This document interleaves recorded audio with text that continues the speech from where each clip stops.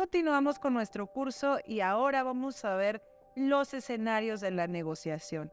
Así que tomen nota. Es importante considerar cada entorno, cada cultura, cada momento, cada etapa de nuestras vidas en los cuales estamos negociando. No es lo mismo negociación de salarios, por ejemplo, cuando estamos negociando estas formas salariales que tienen mucho que ver. Un ejemplo de ello tiene que ver que el aumento, el incremento del salario sea referente al incremento en la inflación, y lo pueden ver con negociaciones muy puntuales como Volkswagen México, ¿no? Donde cada año está haciendo su negociación salarial y ellos dicen, no, pues que se incremente tanto por ciento, y las autoridades de la empresa, de la compañía, dicen no, tanto por ciento. Y entonces en cada mesa se va proponiendo hasta llegar a un acuerdo para no irse a huelga. Entonces ahí podemos ver un escenario de negociación que serían los salarios. Otro momento podría ser la negociación de contratos comerciales. Si se llevan a cabo o no, si se ejecutan o no, en qué términos, los costos, los procesos. Por ejemplo, si tú vas a adquirir un determinado producto, a qué precio, y eso se queda establecido a través de un contrato. El hecho o cuando tú no lo cumples, puede esto incurrir a un determinado costo adicional o incluso demandas en las cuales muchas veces las partes les sale más costoso. Por eso es importante que el escenario nos lleve a un acuerdo por escrito y en ese contrato se establezcan todas las formas en las cuales la normatividad comercial o la interacción o las transacciones comerciales se lleven a cabo para no incurrir en faltas. Podemos ver esta negociación de precios, por ejemplo, sobre todo los precios de la canasta básica. ¿Qué es la canasta básica antes de que les comente estos precios? La canasta básica son todos los bienes y servicios que consumimos en un determinado país por un periodo de tiempo. Por ejemplo, en la canasta básica podemos encontrar productos como leche, arroz, frijol, en fin, podemos encontrar todos los productos que consumimos los mexicanos. Y ahí vamos a encontrar, por ejemplo, que está el metro o están ciertas medicinas que consumimos frecuentemente, como quizá la aspirina o electrodomésticos como el refrigerador, etcétera, etcétera. Entonces, si estos productos los consumimos frecuentemente, están sobre la mira la variación de los precios. Entonces, si el precio de la cebolla, del frijol, del aguacate, del arroz subió, hay que negociar, ¿no? Estos procesos se llevan tanto en la central de abastos como en un mercado, los pueden encontrar, pero también en el supermercado, o los pueden observar en otros mercados financieros. Los podemos ver en los mercados internacionales para las personas especializadas que conocen sobre estos términos, como pueden ser esos famosos commodities o futuros, donde se negocian a largo plazo este tipo de granos como café o cítricos, etcétera. Entonces la negociación de precios es de forma cotidiana. Todo el tiempo estamos negociando sobre determinados precios de los productos y servicios. ¿Usted ha negociado? Seguramente que sí, sobre todo, por ejemplo, en los mercados. Vas y compras un determinado producto y le dices, ¿me lo puede bajar? ¿Cuánto es lo menos, señora? Eso es una negociación de precios.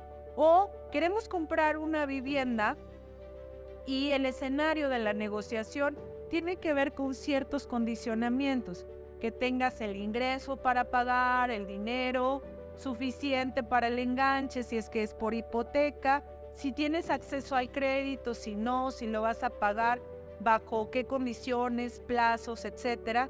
Esta negociación de compra-venta de una vivienda, de un lugar que quieres, tiene que ver incluso con el lugar, con las amenidades que te ofrece el lugar, con la zona, etcétera, etcétera, hasta esa negociación que tiene que ver con ciertas quizá rutas de salida, con rutas de emergencia, etcétera, ¿no?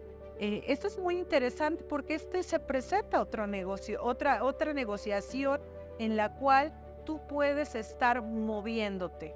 Un escenario muy común en el cual, sobre todo las personas que vivimos en los países latinos, que somos muy cercanos a la familia, vivimos los conflictos familiares. Entonces tenemos que negociar con el hijo, con el padre, con la madre, con el hermano, con la hermana. Estamos viendo un programa de televisión, la otra persona no quiere ver ese programa, o quién va a poner los ingresos para qué rubros. También es un escenario de negociación. Ahí hay que tener también pues en cuenta todos estos elementos que les he venido explicando, diciendo, porque nos van a ayudar en cualquier escenario en el que nos encontremos. Imagínense ustedes el escenario de la vivienda, donde antes de llegar a comprar una casa, ustedes hayan estudiado el mercado inmobiliario. Seguramente con el agente inmobiliario en el que se van ustedes a confrontar, a parar, a negociar el precio, ustedes les darán mayores herramientas para disminuir el precio. Entonces, esto es fantástico, porque cada vez estoy aprendiendo que el prepararme para una negociación me va a llevar a obtener un beneficio. Entonces, por ejemplo, les daba el ejercicio de la televisión, ¿no? ¿Quién desea, si hay una sola televisión y todos quieren ver el programa de televisión, qué podrías hacer? ¿Qué estrategia deberías de hacer para llegar a un acuerdo? Hay muchos conflictos en las familias, desde las herencias, desde la distribución de los ingresos, desde la aportación de los ingresos al hogar, en fin, estos conflictos que son comunes, ¿cómo los llevamos a una negociación? Otro escenario que pudiéramos considerar es el trabajo. No es lo mismo la casa, o sea, el hogar en el que vivimos, que el trabajo que tenemos. Hay lugares de trabajo que son muy estresantes. Incluso pudiéramos decir esa famosa frase: en mi trabajo todo se necesita para ayer. ¿Por qué nos referimos a esa frase? Porque todo es urgente, porque todo es emergente, porque todo se necesitaba para allá.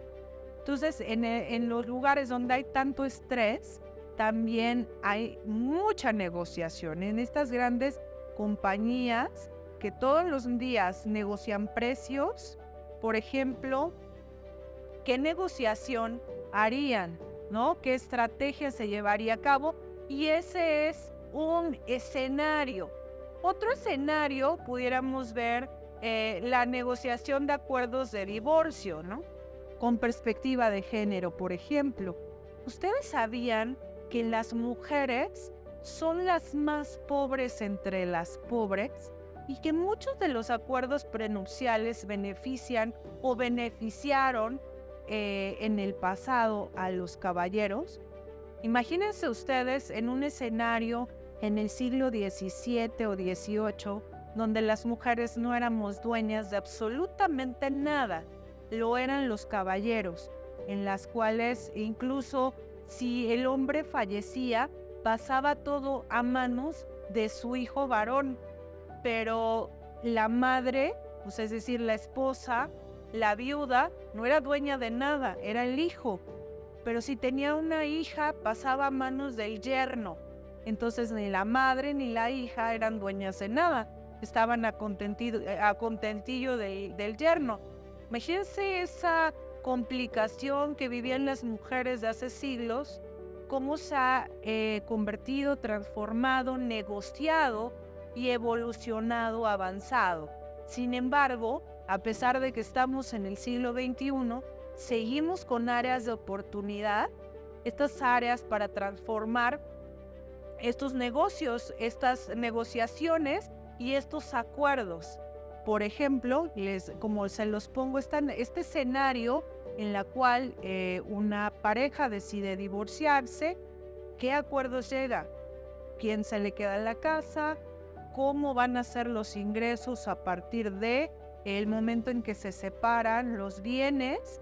Incluso la distribución de deberes, ¿sale? No solo de beneficios, sino también de deberes respecto a esa relación que tenía, pero también respecto a los pequeños, si es que existen en esa relación. Porque puede ser que se termine la relación, pero no se terminan los deberes. Y luego tenemos otro tipo de negociación, que es la internacional. Ese es otro escenario. Ahora lo podemos ver con tanto conflicto bélico que tenemos en el mundo, donde se tienen que negociar hasta las vidas de las personas. Ese escenario no es tan sencillo porque tienes aquí que involucrar legislaciones internacionales y legislaciones de los países. Imagínense la legislación respecto a la perspectiva de género o las mujeres, la ley de igualdad de mujeres y hombres en México versus otra legislación en otra parte del mundo y se tenga que hacer una negociación. Entonces ahí hay otras consideraciones, otro escenario de negociación. Y pudiéramos ver este otro tipo de escenario como pueden ser los conflictos con la comunidad, ¿no? El vecindario es muy peligroso para transitar por la noche, hay mucha delincuencia. ¿Qué podemos hacer para colaborar en esta visión o en esta perspectiva asertiva de negociación? Ganar, ganar, vecinos unidos, vecinos vigilantes, cámaras, el silbato. ¿Qué negociamos? ¿Qué logramos a través de los conflictos que hay en la comunidad? Quizá una comunidad en donde se establecen, como en algunos lugares, las famosas faenas donde todos participan los fines de semana para limpiar los parques y jardines, para sembrar árboles, para mejorar cada una de las condiciones de vida de los integrantes de los lugares en donde pues habitan. Entonces, esta generación de opciones creativas a partir de los escenarios en los que estamos negociando, que son diversos, y repito, no solo son diversos, sino además dependen de un sinfín de condiciones, entornos, ingresos, hasta etapas de la vida, ¿sale? Entonces, y conocimientos, no es lo mismo negociar cuando tienes la adolescencia que negociar en la etapa final de tu vida o negociar ante un escenario de crisis, ¿no? Por ejemplo, bajo pues ahora los problemas, no solo de los conflictos bélicos, sino incluso de los ataques terroristas, en estos momentos de crisis, ¿cómo haces una negociación? O sea, el escenario cambia.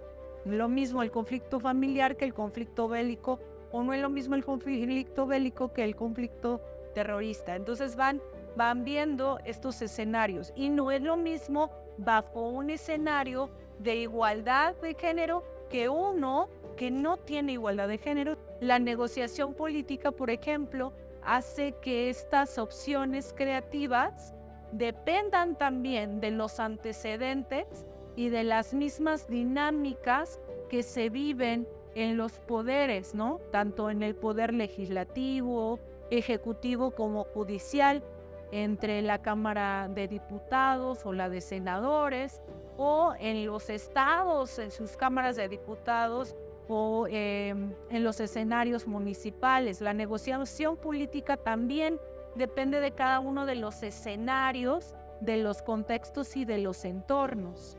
Así que acá pues necesitamos aprender de todas estas herramientas de las cuales ya hemos hablado para poder negociar.